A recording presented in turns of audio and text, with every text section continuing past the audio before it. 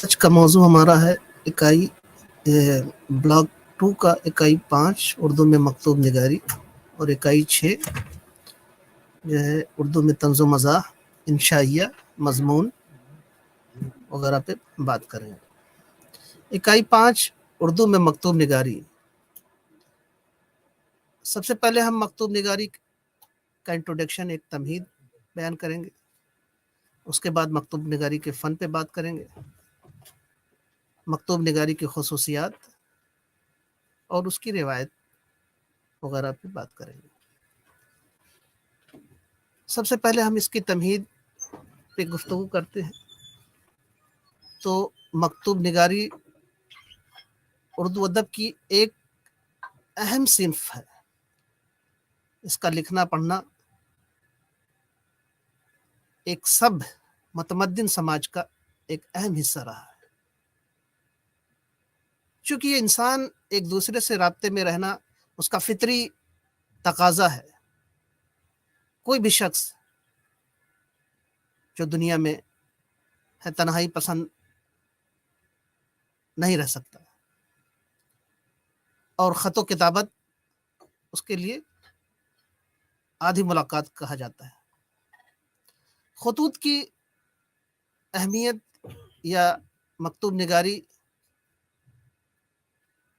इसमें जो है इंसानी मसाइल के बयान, अपनी पसंद और नापसंद के इजहार, जज्बात की अक्कासी, ये तमाम चीज़ें इसमें शामिल होती हैं। और दुनिया के बेशतर ज़ुबानों में खतूत उर्दू में सही मानों में मकतूब निगारी की रवायत गालिब के खतूत से शुरू होती है। उन्होंने न सिर्फ खतूत निगारी को सही तौर पर बरता बल्कि उर्दू में इस फ़न की रवायत भी कायम की और अपने खतूत ही की वजह से साहिब तर्ज नस्ब निगार भी कहलाए।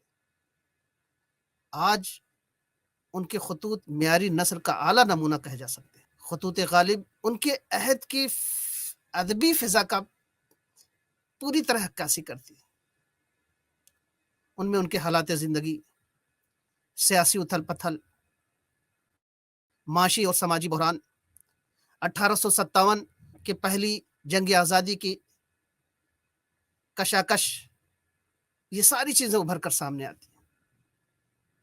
इस तरह से गालिब ने अपने खतूत के ज़रिए से अपने अहद के एक तरह से अदबी और समाजी और माशरती और तहजीबी तारीख़ मुरतब की है। उनके खतूत में एक तरफ जहाँ जिद्दत है, शौक़ी व ज़राफ़त है, उन्होंने मुरासले को मुकालमा बना दिया। गालिब अपनी सवाने उमरी भी मुरतब, एक तरह से गालिब के खतूत से उनकी सवाने उमरी मुरतब की जा सकती है। इसलिए उर्दू में उनकी उर्दू नस्र में खतूत उनके संग मील की हैसियत रखते हैं। अब हम बात करेंगे कि मकतूब निगारी का फ़न। तो दरअसल ख़त अरबी ज़बान का लफ्ज़ है जिसके लुग़वी माने हैं लकीर, लाइन, निशान। इसी तरह रफ्ता रफ्ता ये अंदाज़े तहरीर के लिए इस्तेमाल किया जाने लगा। उर्दू में ख़त लिखना या ख़त के लुग़वी माने तहरीर, चिट्ठी, दस्तावेज़, इलामत और सब्ज़ रुख़सार वगैरह के, मगर इस्तिलाह में दो लोगों के दरमियान होने वाली ज़ाती तहरीरों या दफ्तरों के दरमियान होने वाली कारोबारी तहरीरों और अखबार और रसाइल में मुख्तलिफ मसाइल पर शिकायती तहरीरों को भी ख़त कहा जा सकता है। तो इंसान को समाजी हैवान, सोशल एनिमल कहा जाता है। वो अपनी ज़रूरियात पूरी करने और ज़िंदगी के खुशगवार बनाने के लिए एक दूसरे से रब्ता करने पर मजबूर होता है। आज इलेक्ट्रॉनिक मीडिया ने तमाम दुनिया को एक ख़ानदान में तब्दील कर दिया है। एक दूसरे से रब्ता कायम करना आसान हो गया है। पुराने ज़माने में रब्ते का ज़रिया ख़त ही था। लोग निजी ज़रूरियात के तहत या कारोबार کاروباری معاملات نپٹانے کے لیے خطوط کا سہارا لیا کرتے تھے. غرضے کی خطوط کے ذریعے مختلف اغراض کے تحت قائم کیا جاتا تھا، اور وہ ضروریات نجی بھی ہو سکتی ہے اور غیر نجی بھی. اس طرح سے اس زمرے میں موضوعات کے اعتبار سے تہنیتی، تعزیتی اور ناصحانہ وغیرہ خطوط کی نشاندہی کی جا سکتی ہے. نجی خطوط مختلف طرح کے ہوتے ہیں. ایک تو عام لوگوں کے خطوط ہوتے ہیں جن کا مقصد صرف عام طور پر وقت گزاری یا اپنے جذبات و احساسات میں مکتوب الہ کو شریک کرنا مقصود ہوتا ہے. یہ خط بڑے ہلکے پھلکے انداز میں لکھے جاتے ہیں. بعض نجی خطوط ایسے بھی ہوتے ہیں جن کا دائرہ بڑا وسیع ہوتا ہے، جو لکھے تو جاتے ہیں کسی مخصوص وقت اور زمانے میں، لیکن وہ مکتوب الہ کے ساتھ ساتھ آنے والی نسلوں کے لیے بھی قیمتی ورثہ ثابت ہوتے ہیں، اور آنے والی نسلوں کے لیے ایک روشنی کا سرچشمہ ثابت ہوتی ہے. ادبی سطح پر جب ہم خطوط نگاری کی بات کرتے ہیں تو ان سے عام طور پر یہی خط مراد ہوتے ہیں. غیر نجی یا عوامی خطوط کا دائرہ زیادہ وسیع ہوتا ہے. ان خطوط میں مختلف موضوعاتی قسم کی باتیں لکھی جاتی ہیں. سرکاری و کاروباری خطوط، اخباری مراسلے اور درخواستیں وغیرہ اسی زمرے میں آتے ہیں. دراصل مکتوب نگاری ایک اہم نثری صنف ادب ہے، مگر کچھ منظوم خطوط بھی اردو میں موجود ہیں. قافیہ اور ردیف اور دوسری پابندیوں کی وجہ سے منظوم خطوط میں بے تکلفی اور بے ساختہ پن باقی رکھنا ممکن نہیں ہو پاتا. یہ تو ہم فن کے اس پہ گفتگو کر رہے تھے. اب آئیے ہم مکتوب نگاری کی خصوصیات پہ روشنی ڈالتے ہیں. مکتوب نگاری کی روایت کے مطابق خط کی ابتدا القاب و آداب سے ہوتی ہے. یعنی مکتوب نگاری کی جو خصوصیات ہیں، آبجیکٹیوز ہیں اس کے، تو اس میں القاب و آداب بہت اہمیت رکھتے ہیں. القاب و آداب میں حفظ و مراتب کا لحاظ رکھنا ضروری ہے. اسی طرح خاتمے پہ مکتوب نگار اپنے لیے فدوی، عاجز اور خاکسار وغیرہ جیسے الفاظ استعمال کرتا ہے. القاب مختصر اور ایسے الفاظ پر مشتمل ہونا چاہیے جن سے مکتوب الہ سے مکتوب نگار کے رشتہ و تعلق کی وضاحت ہو سکے. حالانکہ القاب سے خالی غالب کے بعض خطوط کی روشنی بغیر القاب کے ڈائریکٹ وہ بات اپنے اس پہ آ جاتے ہیں. آج غالب کی اہمیت اس وجہ سے ہے کہ وہ غالب کے قلم سے نکلی ہوئی. ان کے جملہ خوبیوں کے ضمن میں انقلاب القاب کے نہ ہونے کی بھی خوبی سمجھانے لگا. غالب کے ان خطوط کی اہمیت سے انکار نہیں ہے جن کی ابتدا غالب نے القاب و آداب سے کی. اور القاب و آداب کی طرح مکتوب نگاری کو خط لکھنے کی تاریخ اور اپنا پتہ بھی خط میں لکھنا چاہیے. اسی سے مکتوب نگار سے متعلق تحقیقی مواد فراہمی میں مدد ملتی ہے. اسی طرح سے مکتوب نگاری میں فطری بے ساختہ پن کو بنیادی اہمیت حاصل ہے. خطوط مکتوب نگار کی شخصیت کا آئینہ ہوتے ہیں، جس میں اس کے اصلی خد و خال دیکھے جا سکتے ہیں. خطوط وہ نجی باتیں بھی سامنے آ جاتی ہیں خطوط میں، جن کے اظہار میں عام طور پر تکلف برتا جاتا ہے. بے جا تکلف، مصنوعی پن، اس طرح کی چیزیں. اور خطوط کے ذریعے شخصیات کے نفسیات اور ان کے مزاج کا پتہ لگانے میں بھی دشواری ہوتی ہے. حالانکہ علامہ سرور اس حقیقت کی طرف اشارہ کرتے ہوئے لکھتے ہیں کہ اچھا خط وہ کہا جا سکتا ہے جس میں بے تکلفی ہو، بے ساختگی ہو، خلوص، فطری رنگ، انفرادیت اور ذاتی تاثر کی جھلک ہو. تو مراسلے کو مکالمہ اور خطوط کو نصف ملاقات کہا جاتا ہے، اور اس کے غالب کے خطوط اس کی بہترین مثال ہے. خطوط سادہ اور سلیس انداز میں ہونی چاہیے. علمی اور ادبی باتوں کے علاوہ سرسری طور پہ آ جائیں تو مذائقہ نہیں، البتہ فلسفیانہ مباحث اور خشک موضوعات سے متعلق تفصیل کا خط متحمل نہیں ہو سکتا۔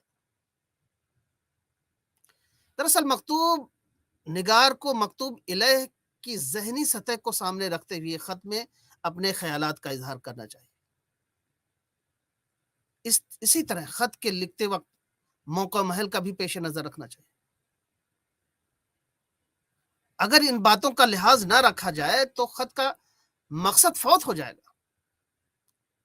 خط کے ذریعے مکتوب نگار مکتوب الہ کو اپنے خیالات، اپنے جذبات و احساسات میں شریک کرنا چاہتا ہے۔ اسی طرح سے خطوط میں اختصار سے کام لینا چاہیے۔ اگر مکتوب نگار کو زبان و بیان پر قدرت حاصل ہوتی ہے تو کم الفاظ میں بہت کچھ کہہ سکتا ہے۔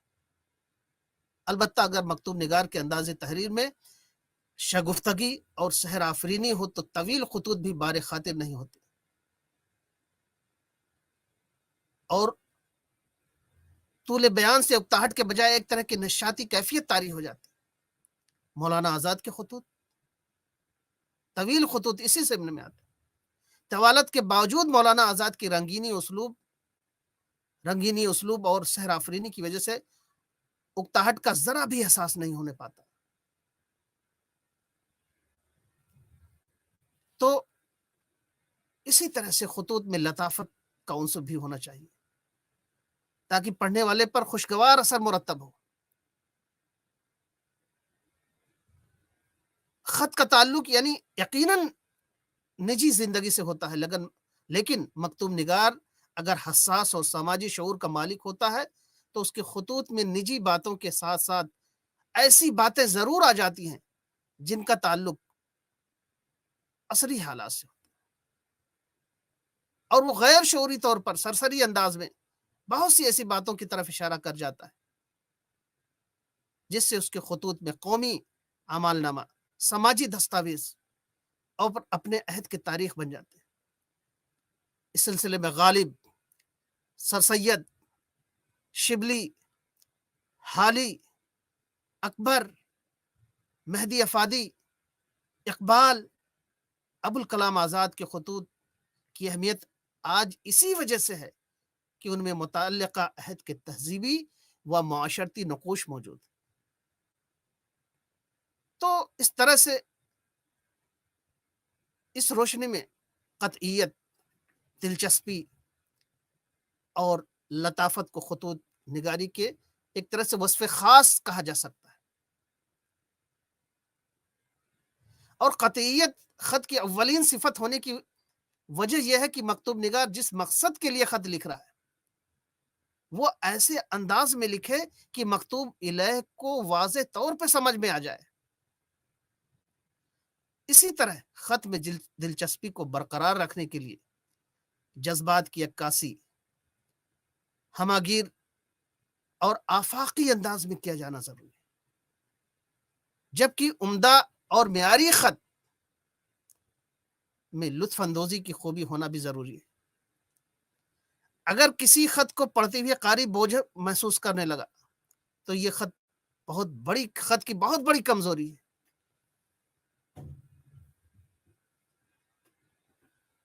اب ہم بات کرتے ہیں کہ مکتوب نگاری کی روایت، اس کی کیا روایت رہی، اس کا کیا ٹریڈیشن رہا۔ دراصل مکتوب نگاری کی ابتدا ایک طرح سے سلطنت روما کے سائے میں ہوا۔ یونان میں یہ شغل نہ عوام میں محبوب ہوا اور نہ خواص میں۔ اسی کی وجہ سے شاید ان کی چھوٹی سی ریاست کا ایک ایسے محفوظ خول کے مانند ہونا تھا جہاں تسکین کے سامان موجود تھے۔ خطوط نگاری کے نشو و نما کے لیے ضروری ہے کہ وسیع معاشرت، باقاعدہ حکومت، زیادہ سے زیادہ لوگوں کے جاننے کے مواقع، عملی زندگی سے واقفیت اور دیسی زبان میں جو دور و نزدیک بولی اور سمجھی جاتی ہو اس میں ایک ادبی صلاحیت بھی موجود ہو جو پہلی بار رومی معاشرت میں پورے ہوئی۔ روم کی عملی زندگی کی جھلکیاں اور اس کی معاشرت کی پرچھائیاں سرو کے مکاتب میں بھی دیکھے جا سکتے ہیں۔ 17वीं सदी में मकातीब के तर्जुमे किए गए।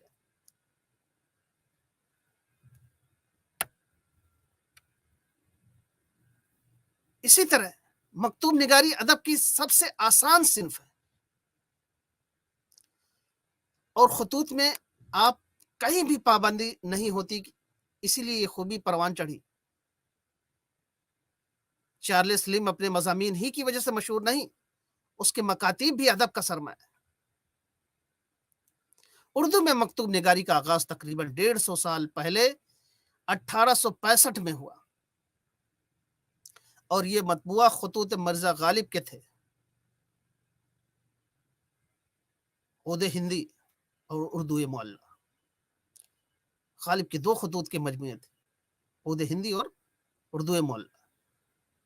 उसके बाद 1867 में रजब अली बेग सुरूर के खतूत का मजमुआ इंशाए सुरूर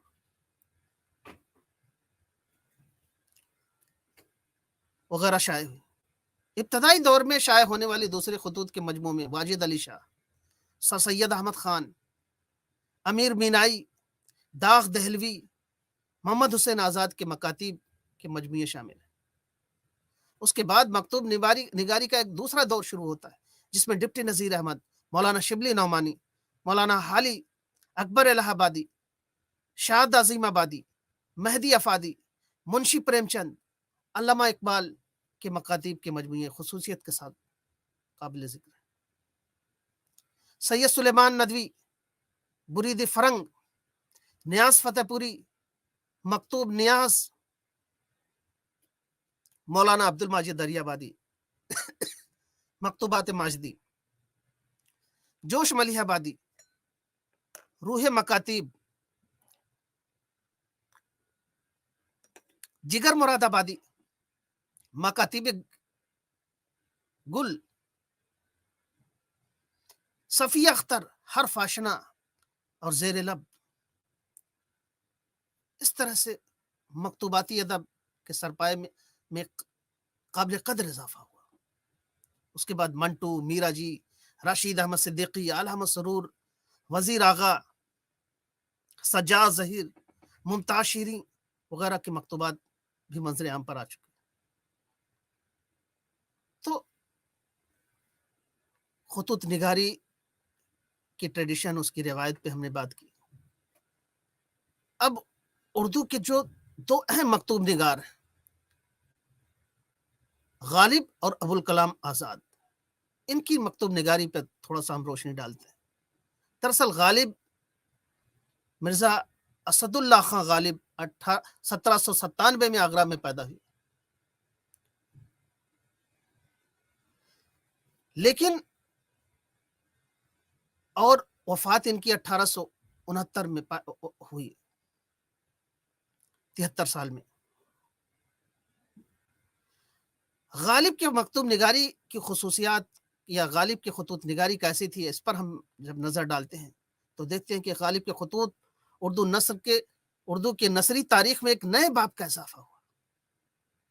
गालिब से पहले की नस्र रदीफ और काफिया के बजाय बेजा जंजीरों में जकड़ी हुई थी, मुसज्जा मुकफ़ा इबारतों से तकल्लुफ की बू आती थी।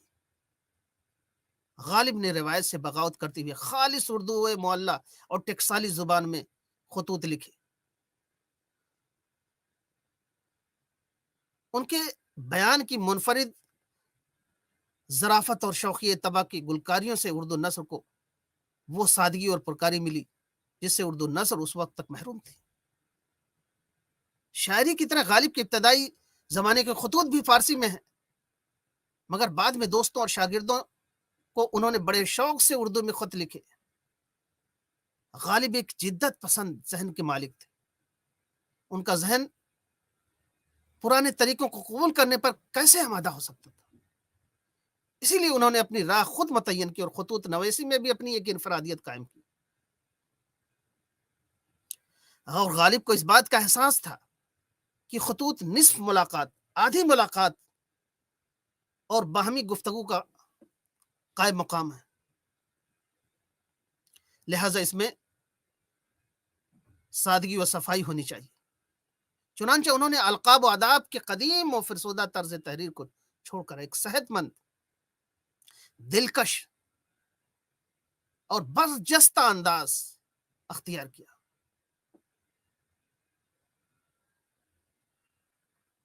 جیسے میر مہدی مجروح کو لکھتے ہیں: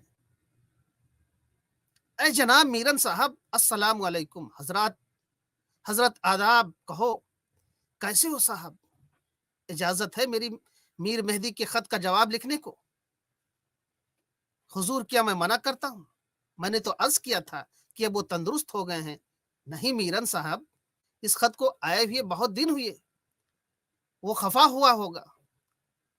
جواب لکھنا ضرور. تو غالب نے کس خوبی سے مراسلے کو ایک مکالمہ بنا دیا اور ہجر میں وصل کے مزے لوٹنے کی کیفیت پیدا کر دی. اس میں ان کے انداز میں کتنی سادگی، بے تکلفی اور اپنائیت کی فضا ہے،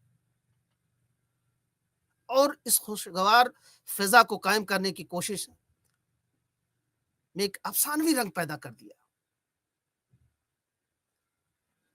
تو اس طرح سے بیشتر خطوط ان کے جو ہے غالب کے طنز و مزاح سے رچا ہوا ہے. شوخی و ظرافت، حالانکہ جو ان کے اردو اور فارسی شاعری میں موجود تھی، وہ اس کو خطوط اور نثر میں لے آتے ہیں. اسی طرح غالب کے خطوط ان کی زندگی اور ان کے عہد کا اشاریہ ہے. ان کے خطوط میں غالب کی شخصیت کی مختلف شکلوں کا جلوہ گری ہے، اور ان خطوط سے ان کی پوری زندگی ہماری نگاہوں کے سامنے پھر جاتی. وہ ہمیں اٹھتے بیٹھتے چلتے پھرتے ہنستے بولتے روٹتے مناتے نظر آتے ہیں، اور اپنی ذات کے علاوہ اپنے ماحول اور اپنے زمانے کے گرم و سرد حالات کی طرف بھی اشارہ کرتے ہیں. تو گویا غالب کے خطوط میں جہاں ان کی شخصیت منعکس نظر آتی ہے، وہیں ان کا عہد اپنی جھلک دکھلاتا اور ان کا معاشرہ سانس لیتا ہوا نظر آتا ہے. اس طرح سے زبردست رنگا رنگی ہے، اور ان کے خطوط اردو نثر کے شاہکار بن گئے. تو اس طرح کے خطوط انہوں نے لکھے جو جس طرح سے شاعری میں انہوں نے اپنا ایک نام پیدا کیا، اس طرح سے انہوں نے اپنے خطوط کے ذریعے سے اردو میں اپنی ایک راہ الگ قائم کی. اب اس کے بعد ہم مولانا ابوالکلام آزاد کے خطوط مکتوب نگاری پر بات کرتے ہیں. سب سے پہلے آزاد صاحب کی تعریف. تو مولانا ابوالکلام آزاد کا اوریجنل نیم جو تھا محی الدین ابوالکلام آزاد، جو اگست 1888 میں مکہ میں پیدا ہوئے، اور عربی فارسی اور عربی دینیات وغیرہ ان کی بنیادی تعلیم رہی. انہوں نے اپنا سب سے اہم پیشہ صحافت کو چنا. صحافت میں کے میدان میں جب قدم رکھا تو سب سے پہلے انہوں نے الحلال اور البلاغ 2 رسالے شائع کی، جو ان کے اردو ادب میں بہت زبردست اس کی اہمیت. تحریک آزادی کے ذریعے ملک کے آزاد کرانے میں نمایاں کردار ادا کیا. غبار خاطر، ترجمان القرآن اور تذکرہ جیسی شاہکار تصانیف پیش کی، اور ہندوستان کی آزادی کے بعد حکومت ہند کے پہلے وزیر تعلیم ابوالکلام آزاد تھی. ان کا انتقال 1958 کو دہلی میں ہوا. اب ہم ان کے مکتوب نگاری پہ مختصر روشنی ڈالتے ہیں. جہاں ایک طرف سیاسی و مذہبی حیثیت سے ان کی شخصیت ایک ہماگیر، اسی طرح سے ادبی عظمت اور انفرادیت میں بھی اپنی ایک الگ شناخت رکھتے ہیں. الحلال البلاغ کے بلند پایہ مضامین، ترجمان القرآن کے حکیمانہ و بالغانہ نکتے، غبار خاطر کی شکل کی انشائیہ کی خصوصیات رکھنے والے خطوط اردو ادب میں اپنی ایک الگ مقام رکھتے ہیں.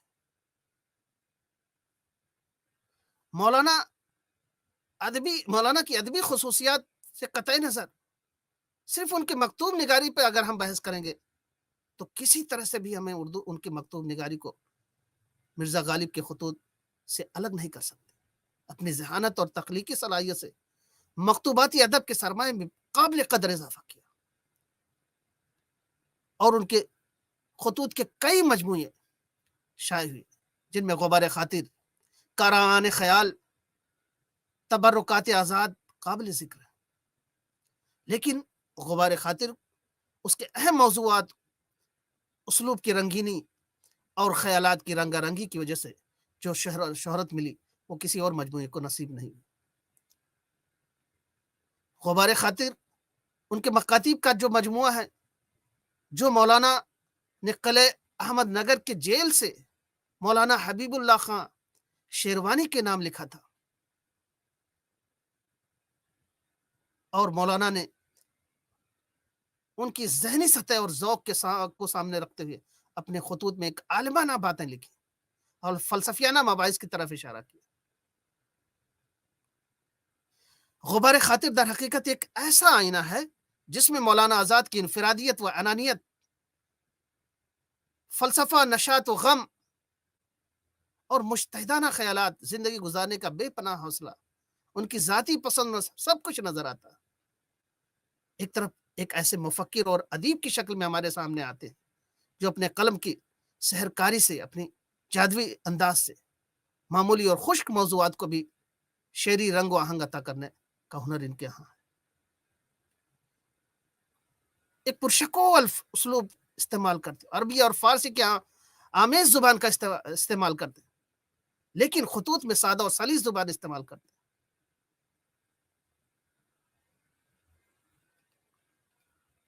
مولانا ابوالکلام آزاد نے بیشتر خطوط شیرانی کے نام لکھے جو قلعہ احمد نگر میں.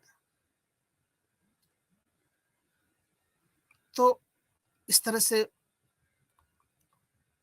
ان کے خطوط کا مجموعہ یہ نہایت ہی ادب میں اس کی بہت قدر کی نگاہ سے اس کو دیکھا جاتا ہے. اب اس کے بعد ہم گفتگو کرتے ہیں اکائی نمبر 6، اردو میں طنز و مزاح، انشائیہ اور مضمون نگاری. اردو میں طنز و مزاح، انشائیہ نگاری اور مضمون نگاری کے فن سے سب سے پہلے ہم اس کے تعارف پر روشنی ڈالیں گے. اس کے بعد ہم اردو میں طنز و مزاح، انشائیہ نگاری اور مضمون نگاری کی روایت کے بارے میں بات کرتے ہیں. اس کے بعد ہم اردو میں طنز و مزاح اور انشائیہ نگاری کے اہم تخلیق کاروں اور مضمون نگاروں کے فن سے واقفیت حاصل کرتے ہیں. تو سب سے پہلے ہم ان کا ایک انٹروڈکشن، تمہید.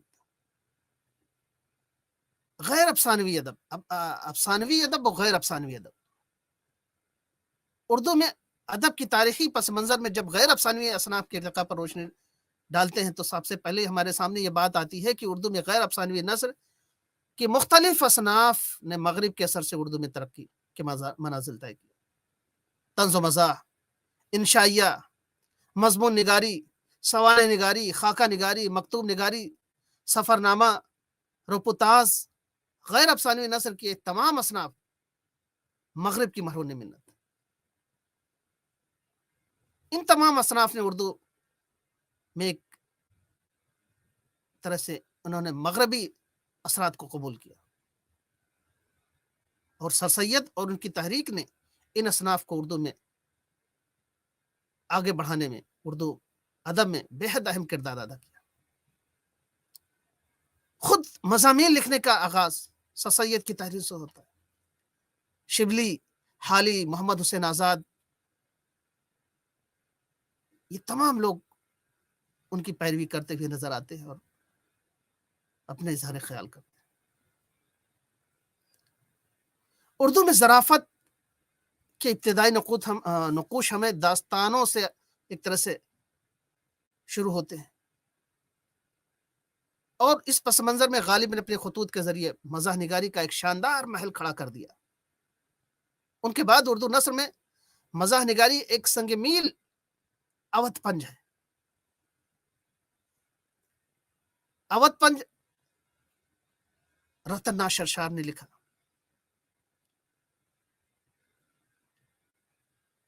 इस दौर में मेहदी अफादी, मुल्ला रमोजी, ख्वाजा हसन निजामी, सज्जाद हैदर यल्दरम, बहुत से लोगों ने जदीद नस्र लिखे और जदीद उर्दू नस्र में खालिस मज़ाहिर का रंग अपनी मखसूस शगुफ्तगी और रानाई के एतबार से एक बड़ा वाज़ह रहा है, जिसकी नुमाइंदगी करने वालों में अजीम बेग चुगताई, शौकत थानवी, शफीकुर रहमान के नाम लिए जा सकते हैं। जहां तक पतरस बुखारी का ताल्लुक है, उन्होंने मगरब से मुतासिर होकर अपनी तहरीरों में तंज़ मज़ाह पैदा किया। ऐसे मज़ाह निगार जो अपने उसलूब की वजह से मकबूल आम हो, उनमें मिर्ज़ा फरहतुल्लाह बेग, अब्दुल अजीज, नियाज फतेहपुरी के नाम लिए जा सकते हैं, रशीद अहमद सिद्दीकी, कन्हैया लाल कपूर, कृष्ण चंद्र, इन सब के यहाँ तंज़ो मज़ाह, ज़हनी और जज्बाती अनासिर का एक इम्तिज़ाज नजर आता है। मुश्ताक अहमद यूसुफी, बहुत बड़ा नाम। तो सबसे पहले हम उर्दू में तंज़ो मज़ाह का फन और उसकी रवायत पर बात करते हैं। दरअसल तंज और मज़ाह दोनों अलग अलग चीजें हैं और दोनों में एक फर्क है। अंग्रेजी में मज़ाह के लिए ह्यूमर और तंज के लिए सटायर की इस्तिलाह राइज है। तो सबसे पहला जो नजरिया अरस्तु का है, जो कहता है कि हंसी किसी ऐसी कमी या बदसूरती को देखकर एक तरह से वजूद में आती है जो दर्द अंगेज ना हो। दूसरा नजरिया कांट का है, उसके मुताबिक हंसी उस वक्त नमूदार होती है जब कोई चीज होते होते रह जाए और हमारी तवक्कुआत अचानक एक बुलबुले की तरह फटकर खत्म हो जाए। इन मुतदाद नजरियों को एक अछूते अंदाज में इस तरह बताया गया कि अपनी अपनी जगह हंसी को समझने में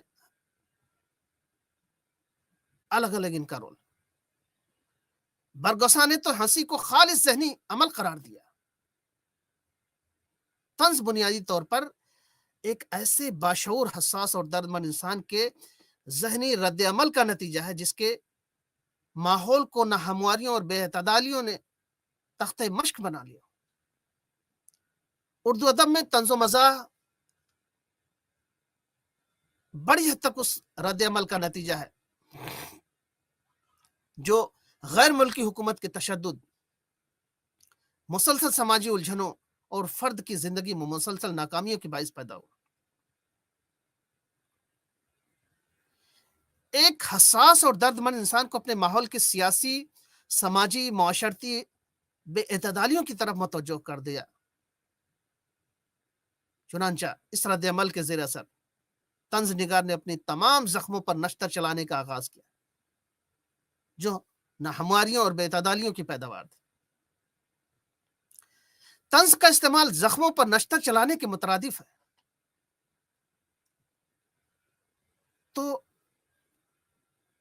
तंज निगार का कारनामा यह है कि वो जिंदगी और समाज की नाहमवारियों को यूं बढ़ा चढ़ाकर ऐसे मजाहिया अंदाज में पेश करे कि उसकी नाहमवारियों की तरफ लोग मुतवज्जो हो जाए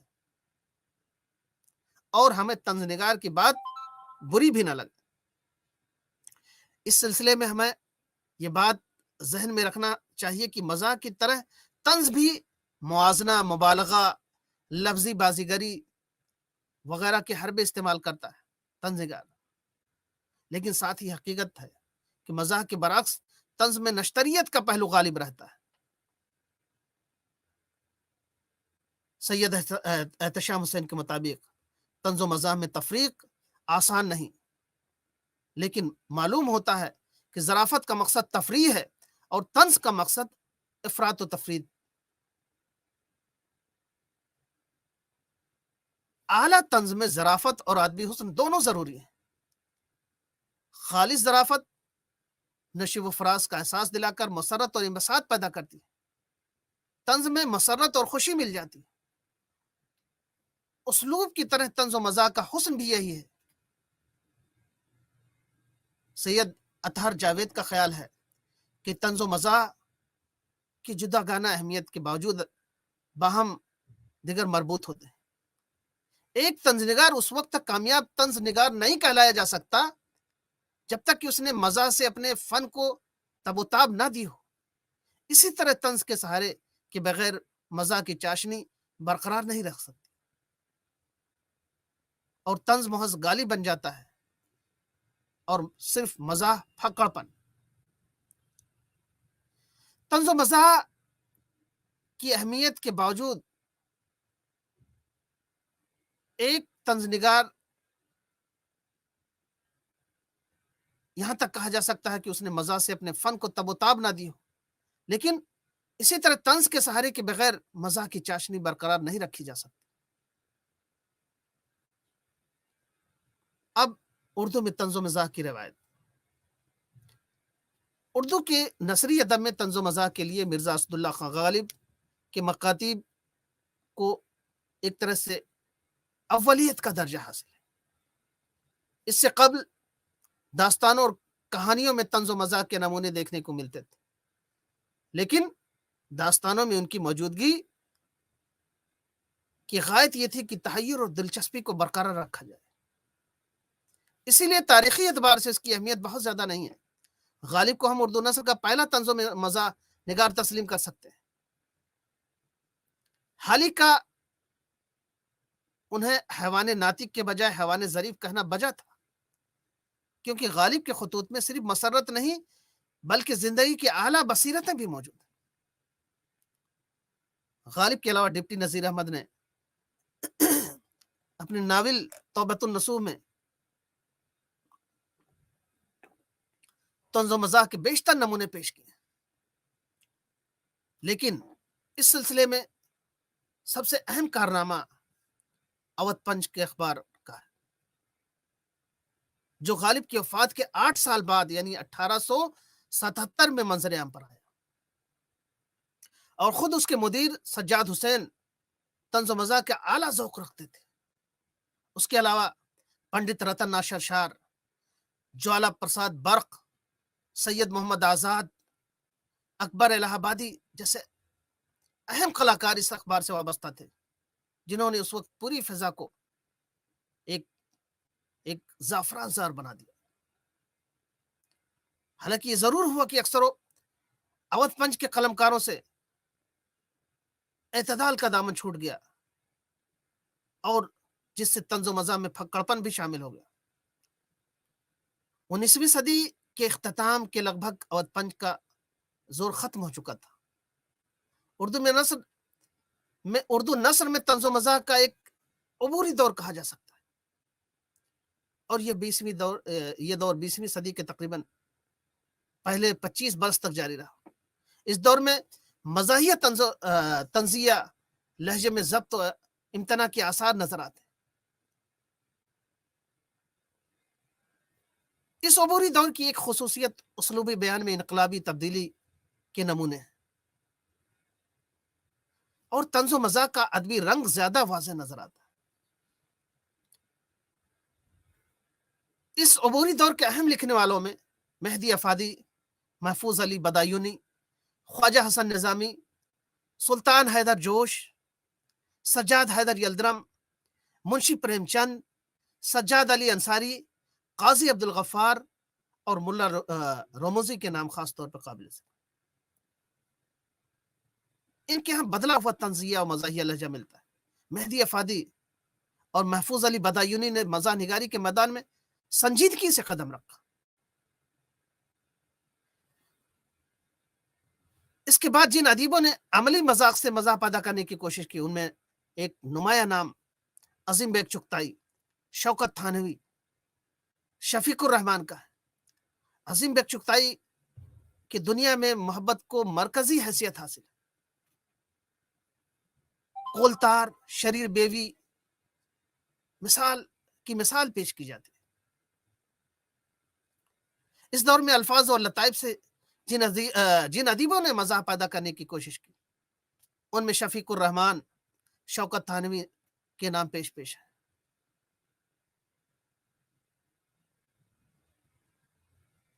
پطرس بخاری کی مزاح نگاری کے بارے میں کہا جاتا ہے کہ وہ سراسر مغربی اثرات کا نتیجہ ہے.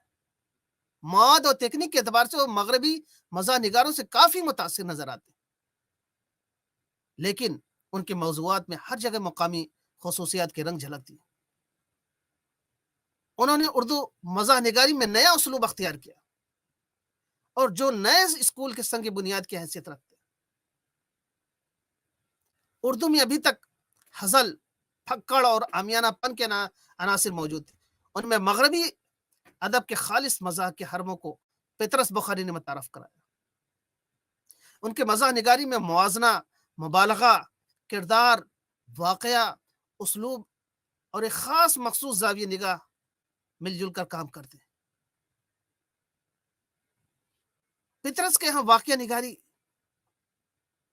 ہی ان کی مزاح کی بنیادی خصوصیت. اردو میں ایسے مزاح نگار بھی ہیں جو اپنے اسٹائل اور اسلوب کی وجہ سے مقبول ہوئے. ان میں مرزا فرحت اللہ بیگ کو اہمیت حاصل ہے. مرزا فرحت اللہ بیگ کا اسلوب اپنے خوش مذاقی کے باعث بڑا مقبول ہوا. اس اسلوب کی امتیازی خصوصیت یہ ہے کہ یہاں واقعہ یا موازنہ وغیرہ سے قہقہوں کو تحریک دینے کی کوشش نہیں کی جاتی، بلکہ الفاظ اور جملوں کو ایسے شگفتہ کیفیت میں سمو کر پیش کیا جاتا ہے کہ دل و دماغ میں ایک نفسی انبساط میں ڈوب جاتے ہیں.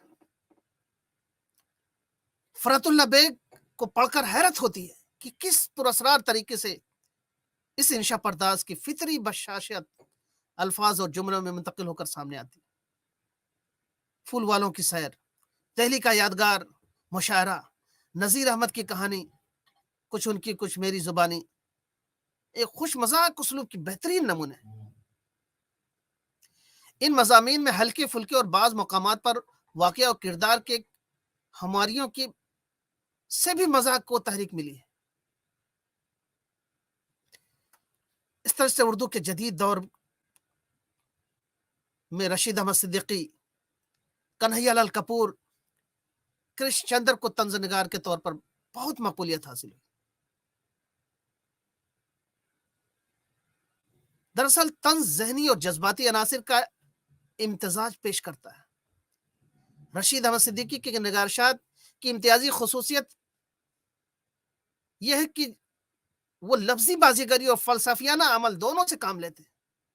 وہ کسی ایک نقطے کے متعلق دلائل کا ایک طویل سلسلہ چھیڑ دیتے ہیں اور اپنے ذہن رسا اور فلسفیانہ عمل سے ایسے ایسے نکات پیدا کرتے ہیں جنہیں ناظر ایک لمحے کے لیے تسلیم کر لیتا ہے اور دوسرے لمحے غلط قرار دیتا ہے اور تیسرے لمحے پھر تسلیم کرنے پر مجبور ہو جاتا ہے. طنز میں یہ فلسفیانہ کھیل ہی ان کا سب سے مضبوط حربہ ہے. رشید احمد صدیقی اپنے طنز کو استعاروں، علامتوں اور مبہم اشاروں کے نقابوں میں پیش کیا. رشید احمد صدیقی ان کی شخصیتوں کو صرف مضحکہ خیز پہلو دکھاتے ہیں جو ان کی ذاتی رد عمل کی مرہون منت ہوتی. رشید احمد صدیقی کا طنز کا دائرہ اس لیے بھی محدود ہے کہ وہ ہنگامی واقعات کی طرف اشاروں کی فراوانی سے کام لیتے ہیں. ظاہر ہے وقت کے ساتھ ساتھ یہ اشارہ رفتہ رفتہ اپنی جاذبیت کے کھونے لگتا ہے. ان کے ہاں طنز کے عنصر کو بڑھانے میں ان کے بے نظیر اسلوب نے اہم کردار ادا کیا اور وہ واحد طنز نگار ہیں جن کی تحریروں میں از اول تا آخر ایک سبلی ہوئی کیفیت موجود ہوتی. کنہیا لال کپور کا دائرہ زندگی اور سماج کو بہت سے غیر ہمواریوں پر محیط اور زمان مکان کی حدود کو توڑتے ہوئے نظر آتے ہیں. کامریڈ شیخ چلی، انکم ٹیکس والے ان کے نمائندہ مضامین کہے جا سکتے. ان کا طنز ایک سرجن کے جراحی کے عمل کی طرح ہے. ان کے عمل جراحی میں ایک فطری نفاست اور تیزی ہے. ان کی ایک خصوصیت یہ ہے کہ ادبی موضوعات کو انہوں نے اپنے طنز کے لہجے میں منتخب کیا. اس سلسلے میں چینی شاعری اور غالب جدید شعراء کی مجلس میں خاص طور پہ قابل ذکر. انہوں نے لفظی بازیگری سے اپنے طنز کو پروان چڑھانے کی کوشش نہیں کی بلکہ زیادہ تر خیال یا کردار سے ابھارا. ان کے بیشتر مضامین میں بے ساختگی اور روانی بدرجہ تم موجود ہے. اور بڑے خلوص سے اپنے تاثرات ہم تک پہنچاتے ہیں، لیکن ان میں بھی کہیں کہیں ناپختگی کی جھلک نظر آتی ہے۔ جہاں تک کرشچندر کا تعلق ہے، وہ بنیادی طور پہ افسانہ نگار ہیں، لیکن ان کی تحریروں میں ظرافت یا ظریفانہ کیفیت موجود ہے، جہاں طنز اپنے جلوے دکھاتا ہے۔ وہ جھٹکے نہیں لگاتے بلکہ چٹکیاں لیتے ہیں۔ ان کی ادبی تربیت ایک رومانی ماحول میں ہوئی ہے، اسی لیے اس نے زندگی پر ہنسنے سے پہلے زندگی کے ساتھ ہنسنے کی کوشش کی۔ کرشچندر حساس ہیں، ان کی نظر تیز ہے، انہوں نے ماحول کا گہرا شعور انہیں ماحول کا گہرا شعور ہے، اسی لیے ان کے طنز کا افق وسیع سے وسیع تر ہوتا چلا جاتا ہے۔ انہوں نے خالص طنزیہ مضامین لکھے، ہوائی قلعے بےحد مشہور ان کا طنزیہ مزاحیہ مضمون۔ عہد جدید میں اردو کے نثری افق پر بہت جلد چھا جانے والا نام مشتاق احمد یوسفی کا ہے۔ طنز و مزاح کی دنیا میں ان کا کوئی ثانی نہیں۔ ان کی تحریریں طنز و مزاح کے نہایت اعلیٰ اور قابل قدر امتزاج میں ڈوبی ہوئی ہیں۔ ان کی اکثر تحریروں میں زمان و مکان سے آزاد ہے۔ ان کے طنز میں ایک ایسی وسعت ہے جو عالمگیر اقدار کو ملحوظ رکھ کر پیدا ہوتی ہے۔ ان کے یہاں نکھرا ہوا ذوق مزاح ہے، اپنی باریک بین نگاہ سے فرد و سماج کے موہوم ترین ناہمواریاں دیکھ لیتے ہیں۔ وہ اپنے اسلوب سے ناممکن کو ممکن بنا دیں پر قدرت رکھتے ہیں۔ ان کی تحریروں میں اکثر الفاظ، مرکبات، فقروں اور جملوں کے امتزاج سے مزاح میں قوس و قزح کے رنگ اور طنز میں نشتروں کی کاٹ پیدا ہو جاتی ہے۔ مشتاق یوسفی کی تحریروں میں چونکا دینے کے اسرار و رموز بھی واقف۔ انہیں کردار نگاری کے فن پر پوری دسترس حاصل۔ مشتاق یوسفی پر اردو جتنا فخر کرے کم ہے۔ ان کی تحریروں میں اردو میں نہ صرف اضافہ ہے بلکہ اردو کے طنز و مزاح کی نگارشات میں اپنا ثانی نہیں رکھتے۔ چراغ تلے، خاکم بدہن، زرگزشت، آب گم ان کے مضامین کے مجموعے ہیں۔ مزاح نگاری ایک مشکل فن ہے۔ اس کے لیے بنیادی شرط ہے کہ ابتذال، سوقیانہ پن، جذباتیت، عریانیت، سطحیت اور سفلیت سے دامن آلودہ نہ ہونے پائے، اور تحریر میں شگفتگی، فرحت، انبساط، تازگی، دلکشی، جاذبیت اور رانائی ہو، تبھی اسے طنزیہ و مزاحیہ ادب میں اسے اعلیٰ مقام حاصل ہوگا۔ اب ہم اردو میں انشائیہ نگاری کے فن اور اس کے روایت پہ۔ انشائیہ عربی لفظ انشاء سے بنا ہے، جس کے معنی تحریر کرنے یا لکھنے کے ہوتے ہیں، یعنی کسی موضوع پر اظہار خیال کو ہم انشائیہ کہہ سکتے ہیں۔ اردو میں انشائیہ انگریزی لفظ ایسے کے مترادف کے طور پر رائج ہے۔ انشائیہ میں طرز بیان کو اولیت حاصل ہے، یہاں موضوع کی اہمیت ثانوی ہے۔ انشائیہ میں کسی موضوع کو پیش کیا جا رہا ہے، اس کی اہمیت نہیں ہوتی، بلکہ اہمیت اس کی ہوتی ہے کہ ہم اپنی بات کو کتنے مؤثر طریقے سے پیش کر سکتے ہیں، کہہ سکتے ہیں۔ بیکن انشائیہ کی تعریف کرتے ہوئے کہتا ہے کہ نثری اصناف میں انشائیہ ایک ایسی مختصر تحریر کا نام ہے جس میں بغیر کسی تجسس اور کھوج کے حقیقت کا اظہار ہو۔ مونتین شخصیت کے اظہار کو انشائیہ کا اہم جز قرار دیتا ہے۔ جانسن کے خیال میں انشائیہ ذہن کی ایک ترنگ ہے جس میں آپ بیتی اور جگ بیتی کی دھوپ چھاؤں ہوتی ہے۔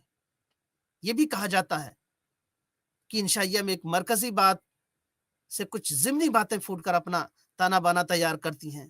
اس میں رمزیت ہوتی ہے، اختصار اور تہداری ہوتی ہے، اور زبان و بیان میں کاٹ و باکپن ہوتا ہے۔ اس طرح سے مذکورہ تمام تعریفوں سے یہ نتیجہ اخذ کیا جا سکتا ہے کہ انشائیہ نثری اظہار کی ایک ایسی صنف ہے جس میں حقیقت کے اظہار، شخصی رد عمل، عدم تکمیل، رمزیت و اشاریت غیر منطقی ربط، اختصار، دعوت فکر، مسرت بہم پہنچانے کی صلاحیت، و زبان و بیان میں باقپن اور مرکزی بات سے کچھ ضمنی باتوں کا ذکر جیسی خصوصیات پائی جاتی ہیں۔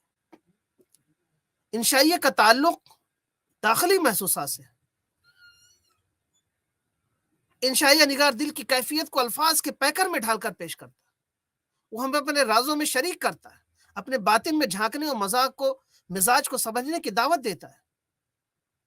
اسی لیے انشائیہ کو اظہار ذات یا ابلاغ ذات کا نام دیا جاتا ہے۔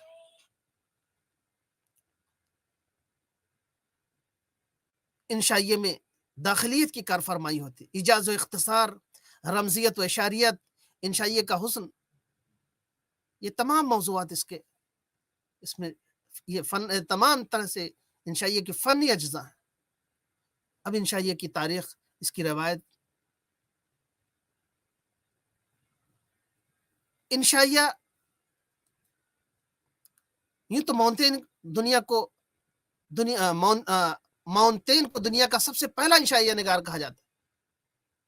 انگریزی میں اس صنف کا بابا آدم سر فرانسس بیکن ہے، جس نے سب سے پہلے انگریزی میں ماؤنٹین کے انداز میں ایسیز قلم بند کیے، اور اردو میں اس صنف کو رائج کرنے والوں میں سب سے اہم نام سر سید کا ہے۔ سر سید نے اپنے زمانے قیام لندن کے دوران انگریزی کی 2 رسالوں دا اسپیکٹیٹر اور دا ٹٹلر کے مطالعہ اور اس کے خاص طور پر ایڈیشن اور اس اسٹیل کی تحریر سے خاصا اثر قبول کیا۔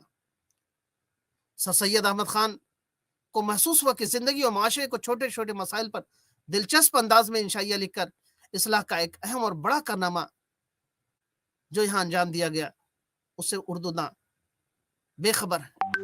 انہوں نے قیام لندن کے دوران ہی یہ فیصلہ کیا کہ رسالہ اردو میں بھی اسی طرز کا نکالا جائے، اور لندن سے واپسی کے بعد 24 دسمبر 1870 کو اسی مشن کے تحت ایک رسالہ تہذیب الاخلاق نے نام سے جاری کیا، جس کا بنیادی مقصد یہ تھا کہ دا اسپیکٹیٹر اور دا ٹٹلر کے طرز پر اس میں دلچسپ انداز میں ایسے انشائیہ تحریر کیے جائیں جن کا تعلق زندگی کے چھوٹے چھوٹے مسائل سے، لوگ تحریر سے لطف بھی حاصل کریں اور ان کی اصلاح بھی ہو۔ اس کے بعد عبدالحلیم شرر، رتن ناشر شار، سجاد انصاری وغیرہ نے انشائیہ لکھے، لیکن اپنی تحریروں کو کبھی انشائیہ کا نام نہیں دیا۔ شرر نے اپنے رسالے دلگداز میں نہیں، نسیم سحر، عمر رفتہ، ہم تم اور وہ، مفرور جوتا وغیرہ جیسے انشائیہ لکھے۔ شرشار نے عشق، بنی نوع انسان جیسے افسانہ، فسانے آزاد کا اسلوب غالب۔ فرحت اللہ بیگ نے اردو کے نثری اسلوب میں خوش طبعی کا فروغ دیا۔ دلی کا یادگار مشاعرہ، نذیر احمد کی کہانی، کچھ ان کی کچھ میری زبانی، پھول والوں کی سیر جیسی اہم تصانیف انشائیہ ہیں۔ سجاد حیدر یلدرم کی خیالستان انشائیہ کی بہترین مثال ہے۔ مجھے میرے دوستوں سے بچاؤ، حضرت دل کی سوانح عمری۔ اردو میں مضمون نگاری کی فن اور روایت۔ مضمون اس مسلسل تحریر کو کہتے ہیں جس کی بنیاد کسی ایک خیال یا کسی موضوع پر ہو۔ مضمون کی فضا رسمی ہوتی ہے، اس کا ہر جملہ، ہر بات، ہر پیراگراف کسی مرکزی خیال کا توضیح ہوتا ہے، اس میں صراحت ہوتی ہے، استدلال ہوتا ہے، مضامین میں بات کو عالمانہ انداز سے کہنے اور معلومات فراہم کرنے پر خاصا زور ہوتا ہے، اس میں زیادہ تر علم و حکمت کی باتیں ہوتی ہیں مضمون نگاری میں، اور خارجی باتوں کی وضاحت بھی ہوتی ہے۔ مضمون کا تعلق حقائق سے ہوتا ہے، اسی لیے مضمون نگار اپنی بات منطقی طریقے سے تجزیاتی انداز میں دلائل اور قرائن سے ثابت کرتا ہے، جس میں فکر انگیزی کا پہلو غالب ہوتا ہے۔ مضمون نگاری میں سنجیدگی اولین شرط ہے۔ مضمون میں موضوع کو بنیادی اہمیت حاصل ہوتی ہے۔ مضمون نگار پہلے موضوع کا انتخاب کرتا ہے، پھر اس سے متعلق مواد فراہم کرتا ہے اور اپنی بات کو دلائل اور قرائن سے ثابت کرتا ہے۔ مضمون میں سادہ، صاف، سلیس زبان استعمال ہونے کے باوجود عالمانہ گفتگو ہوتی ہے۔ مضمون میں ربط و تسلسل کا ہونا ضروری ہے، ہم آہنگی اور تسلسل۔ تو اردو میں انشائیہ اور مضمون میں بنیادی فرق کیا ہے؟ صنف انشائیہ میں زور بیان پہ سب سے زیادہ زور دیا جاتا ہے اور مضمون میں منطقی استدلال اور طریقہ کار کو. انشائیہ میں موضوع کی اہمیت نہیں ہوتا، یعنی انشائیہ نگار کسی بھی موضوع پر قلم اٹھا سکتا ہے، شرط اتنی ہے کہ اس میں کچھ نادر اور دلچسپ پہلو تلاش کرے. مثلا مچھر، مکھی، جھینگر، الو، سگریٹ وغیرہ پر بھی اردو میں انشائیہ لکھے گئے. انشائیہ نگار تسلیم شدہ حقائق کو جھٹلا بھی سکتا ہے اور اپنی بات زور بیان سے منوا بھی سکتا ہے، چاہے وہ غلط ہی کیوں نہ ہو. مضمون کا تعلق خارجی حقائق سے ہوتا ہے اور انشائیہ کا تعلق داخلی محسوسات سے. انشائیہ نگار ایک بے تکلف دوست کی طرح ہوتا ہے، وہ جو اپنی خوش گپیوں میں ہمیں شامل کر لیتا ہے. مضمون نگار کا انداز عالمانہ ہوتا ہے، حقائق کا انکشاف کرتا ہے، ہم سے اپنی لیاقت اور قابلیت کا احترام کرواتا ہے. مضمون نگار اپنی بات صراحت اور قطعیت سے پیش کرتا ہے اور منطقی طریقہ اپنا کر معروضی انداز میں حقائق کا تجزیہ کر کے کسی نتیجے تک پہنچتا ہے. اس کی تحریر ہمارے علم میں اضافہ کا باعث بنتی ہے. انشائیہ نگار صرف اس بات کے لیے کوشاں رہتا ہے کہ اس کے ہاں صرف انبساط کی فضا اول تا آخر برقرار رہے. تو مضمون نگاری کی روایت بھی سر سید سے شروع ہوتی ہے اور سر سید ہی نے اس فن کو پروان چڑھایا. سر سید تحریک علی گڑھ تحریک کے نام سے جانی جاتی تھی، جس نے ایک انقلاب برپا کر دیا اردو میں، اور یہی تحریک تھی جس نے اردو ادب کو جو شاعری تک محدود تھی نثر نگاری سے باقاعدہ متعارف کرایا اور اس کا دائرہ وسیع کر دیا. سوانح نگاری ہو، مضمون نگاری ہو، انشائیہ نگاری ہو، ناول نگاری ہو، تاریخ ہو، تنقید، غرض اردو ادب کا ہر صنف کو پروان چڑھایا. تو اردو نثر میں سر سید پہلے شخص ہیں جنہوں نے اپنے مضامین کو معیاری نثر کہلانے کے حقدار ہیں اور ایک سائنٹیفک سوسائٹی قائم کیا تھا انہوں نے. تو اس طرح سے مضمون انشائیہ، مضمون نگاری، طنز و مزاح یہ خالص مغرب کی دین ہے، مغربی ادب سے متاثر ہو کر کے ہمارے یہاں اردو ادب میں رائج ہوئیں. تو آج کا ہمارا جو موضوع تھا بلاک 2 سے اکائی 5 مکتوب نگاری کیا ہے، مکتوب نگاری کا فن، مکتوب نگاری کی روایت، غالب کی مکتوب نگاری، ابوالکلام آزاد کی مکتوب نگاری، ان پر ہم نے تفصیلی روشنی ڈالی.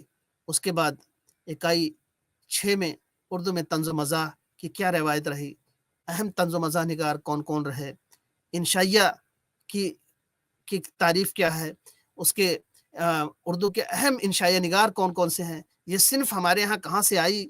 اسی طرح مضمون نگاری یہ صنف اردو میں کب سے رائج ہوئی، اس کا صحرا کس کے سر جاتا ہے، اور ان ساری چیزوں پہ اس کی فنی اور خصوصیات کیا ہوتی ہیں، ان تمام اصناف پہ روشنی ڈالی گئی اور اس کی روایت اور اس کی اہمیت اور آج اس کی ادب میں کیا اہمیت ہے، ان تمام چیزوں کو ہم نے تفصیلی انداز میں آج آپ کے سامنے گفتگو کی. اور سر سید نے سائنٹیفک سوسائٹی ایک طرح سے اس کے لیے بنائی تھی اور اسی کے ذریعے سے تہذیب الاخلاق کے مضامین شامل ہوئے اور اردو میں ایک پوری روایت اس سے ہو گئی.